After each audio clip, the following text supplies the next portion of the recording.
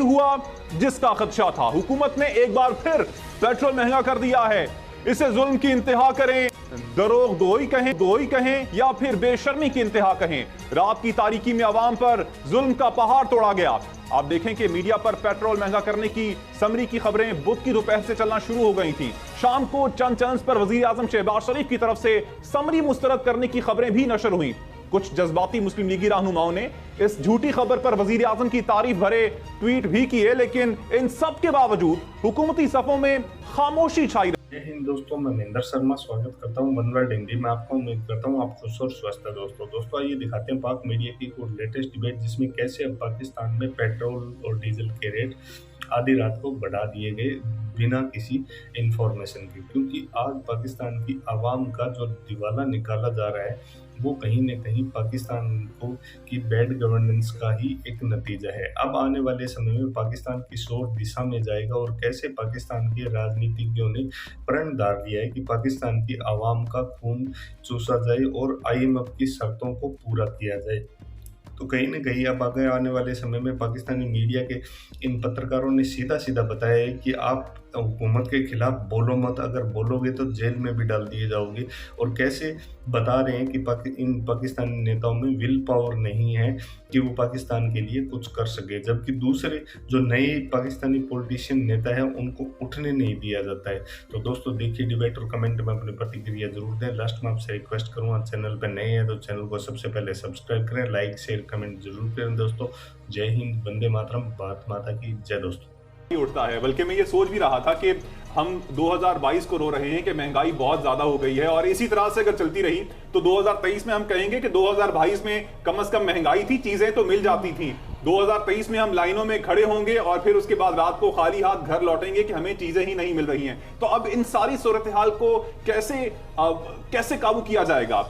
क्या इन हुक्मरानों से हम कुछ उम्मीद रखें या फिर अवाम ही अपना कुछ नेमुल बदल तलाश करें और दो मजदूरियां करें, दिन को जितना टाइम मिल सकता है उतने में हम रोजगार की तलाश रखें एक से ज्यादा? देखा है पहली बार साजन की आंखों में प्यार। चिल करो भाई, कुछ नहीं होता। अच्छा। क्यों इतनी टेंशन में हो? जिन बेशर्मों के बारे में बात हो रही है उनको कोई फर्क पड़ रहा है? महंगाई मेरा मसला नहीं है। आज मुझे बेशर्मी की हद तक सब पाक हो जाने दो। महंगाई मेरा मसला नहीं है। 2 गुना और ज्यादा बढ़ा देंगे तो भी आई डोंट माइंड। ये जिन लोगों को कुत्ते बिल्लियों की तरह जिंदा रहने की आदत हो गई है, जो आज भी गधों की तरह जाकर के गधा मजदूरी कर रहे हैं, अभी थोड़ी देर पहले लांडी में लाइन लगा करके मरे हैं, उसके बाद जाकर के तदफीन के ऊपर उनकी झगड़ा होगा, ये उनका मसला है। मैं क्यों चिल वो करूं? Just chill. मैं क्यों टेंशन लूं? जिंदगी में बहुत सी खूबसूरतियां हैं भाई। या तो तंबाकू वाला पान खाओ, पत्ती का पान खा के टूनोगे घूमो, चिल करो। किन लोगों के लिए मैं अपना गला छील रहा हूं? 3.5 साल तक मैंने इमरान खान का पीछा पकड़ रखा, उसके पहले मैंने नून लीग से पंगा लिया हुआ था, PTI के पूरे दौर में मैं PTI से और PTI मुझसे नाखुश रही। क्यों? अब क्यों करूं? कल भी मैंने बेनुक्स सुनाई, परसों भी। मैं रोजाना यही काम करता रहूं। किस लिए? इन बेशर्मों के लिए। ये जो 10 करोड़ हैं जहल का निचोड़ हैं, आज जाहिलों की तादाद 24 करोड़ हो गई है, दैट्स ऑल। और क्या फर्क पड़ा? आप जो जोश खिताबत में ये बात कर रहे हैं कि लोगों का चूल्हा बुझ गया, जिन बेहयाओं का चूल्हा बुझ गया उनको कोई फर्क पड़ा? हाँ, ये जरूर हुआ कि मिफ्ता इस्माइल का रुख रोशन देख करके उन्होंने धड़ करके दौड़ लगा दी जाकर के पंप पे। जिस कौम का इज्तिमाई शऊर ये हो कि वो जो चीज पे काल पड़ रहा है वो उसको स्टॉप करने के चक्कर में लग जाते हैं, वहां फिर मैं क्यों, किस लिए टेंशन? नॉट यार। प्रोग्राम करके जाऊंगा, घर जाकर के रास्ते में किशोर की गाने वाने सुनूंगा, घर जाके टेंशन फ्री जिंदगी गुजारूंगा। मैं काहे के लिए इन लोगों को करूं? ठीक है, जो हो रहा है ठीक है। मैं इस मौके पर नून लीग को, शहबाज शरीफ को, उनके कायदे तकरीब को मुबारकबाद पेश करना चाहता हूं। इन बेशर्मों को और जूते मारने चाहिए, बल्कि इनकी तादाद में इजाफा कर दिया जाए। सुबह दोपहर शाम का नुस्खा अगर तजवीज़ किया जाए तो और भी अच्छा है। ये मेरी दस्त बस्ता गुजारिश है आपसे।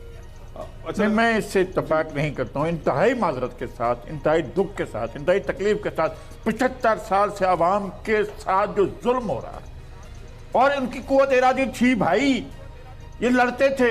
जब पाकिस्तान बनाया तो ये लोग सारे के सारे मैदानों में थे, लोग जलसा गांवों में थे, लोग बाकायदा सड़कों पर थे। इनको सड़कों से हटाया गया गोलियां चलाकर, इनको उठाकर, इनके मुहासरे करके, इनके बच्चों को मारकर, इनको अगवा करके, इनको कोड़े मारकर, इनको लाठियां मारकर, इनकी आंखों में मिर्चें डालकर, इनको जलील रुसवा करके इनकी कुव्वत इरादी को मस्त किया गया। ये लोग निकलते थे तो फैक्ट्रियां बंद हो जाती थी, निकलते थे आकर सारा इनकी 60 और 70 की दहाई में लोगों का अवामी उभार तो देखें किस कदर बढ़ा हुआ था।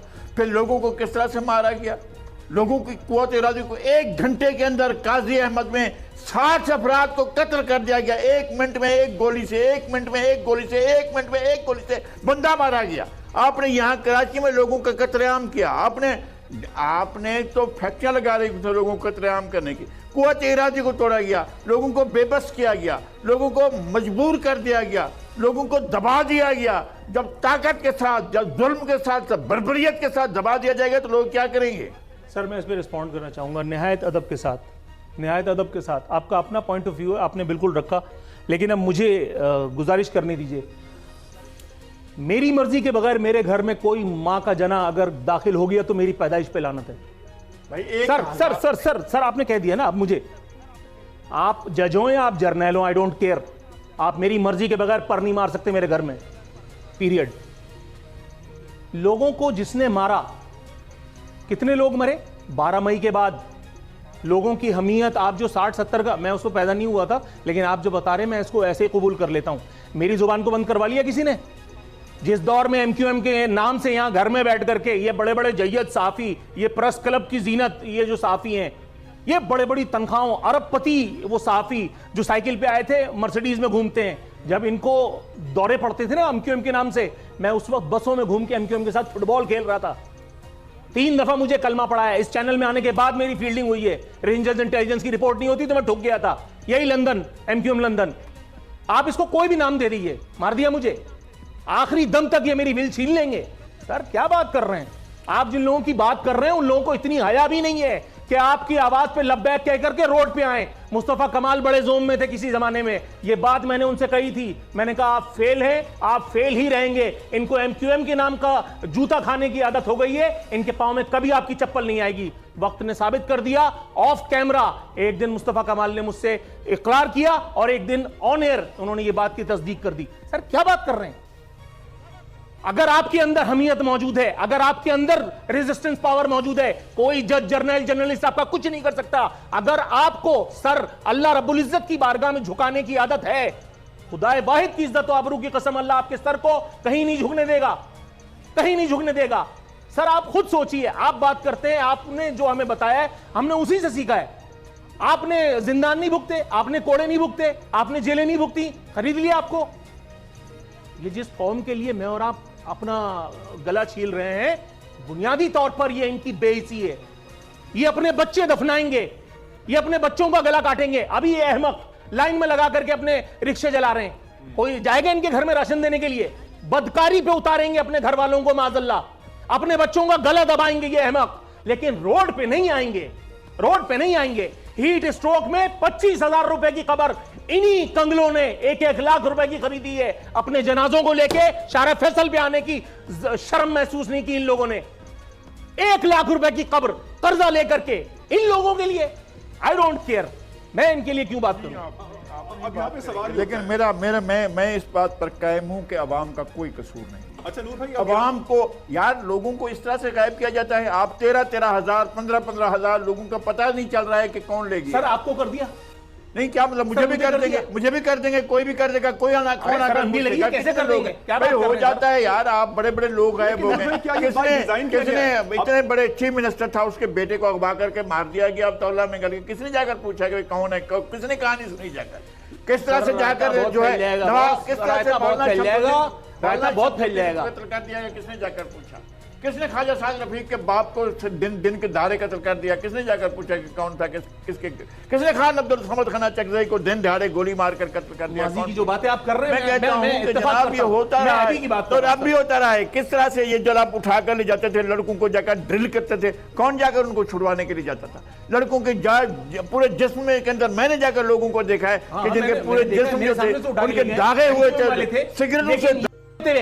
एक क्या नामालूम अफराद, तो सर नामालूम अफराद पे यही होता है, एफआईआर फाड़ते ना उनके नाम पे। नहीं, टिकर में सिर्फ टिकर में चला देते हैं कि एमक्यूएम ने किया है। जब उन्होंने चाहा ना हो तो नहीं हुआ, जब उन्होंने चाहा, सिर्फ उस वक्त जब उन्होंने चाहा कि ये सब कुछ नहीं होना चाहिए तो नहीं हो रहा है। मेरे सर और जब वो चाहेंगे, जब वो चाहेंगे ये शुरू कर देंगे। मैं आपके जब ये चाहेंगे कि कत्लेआम शुरू हो जाएगा।